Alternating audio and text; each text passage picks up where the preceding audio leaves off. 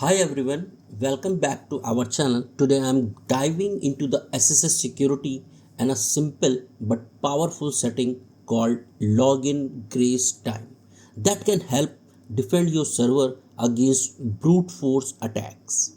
If you are managing servers, you know that SSH is one of the most targeted entry point for hackers, but don't worry, by making a small tweak to your SSH configuration, you can strengthen your defenses and reduce the risk of unauthorized access. Before started, let's jump into the fix. Let's quickly talk about why SSH security matters. SSH servers are prime target for the brute force attack, where hacker try thousands of username password combination to break in. If not properly secured, your server can be compromised, leading to data breaches, performance slowdowns, or even complete system control by an attacker. That's why it is crucial to implement proactive security measures, and login grace time is one of them. So let's discuss about login grace time. Login grace time is a setting in SSH that control how long a user has to authenticate before the session is dropped. It acts as a time-based barrier against brute force attempt by limiting the time attacker get to try login credential. For example, if a hacker launches an attack but take too long to enter the credentials, SSH will automatically close the connection, making it harder for them to succeed. Imagine someone is ringing your doorbell, and if they don't enter within a few seconds, the door will automatically lock. That's exactly how login grace time works for the SSH. Now let's get started. First, log in into your server with the root privilege and make changes in the SSH configuration file. So like I am showing you ls-l etc ssh and ssd underscore config. This is the SSH configuration file. Here I am using vi editor. You can also use the nano editor and find the login grace time setting. If it is not there, add it login grace time keyword. So here you can see I am making changes in the login grace time, and typing 2m means 2 minutes I am showing you, but I am setting approx less than 1 minute or around 15 seconds. So here I have changed to 15, means it is allowed for only 15 seconds.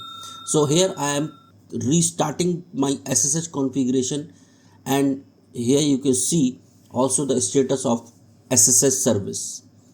So it is active and running basically. Now I am going to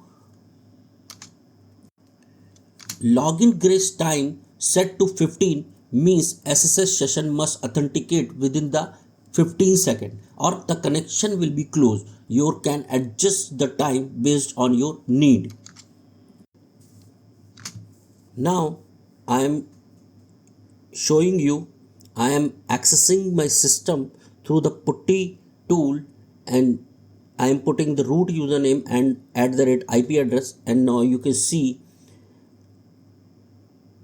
I have given the root user and password and waiting for some seconds, and after 15 seconds it is showing the issue remote site unexpectedly closed network connection. Here you can see.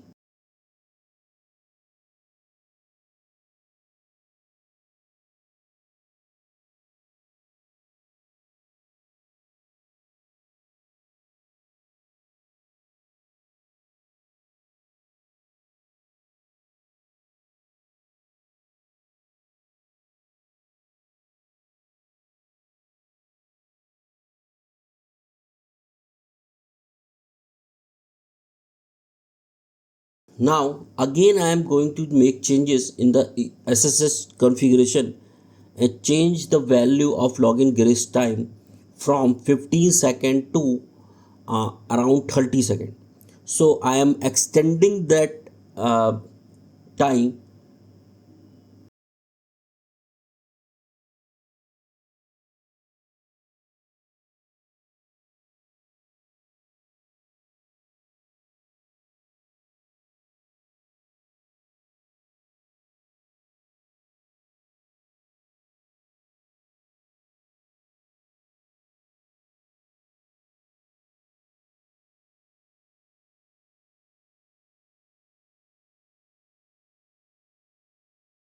So here you can see the remote side send disconnection message type 2 and too many authentication failure also.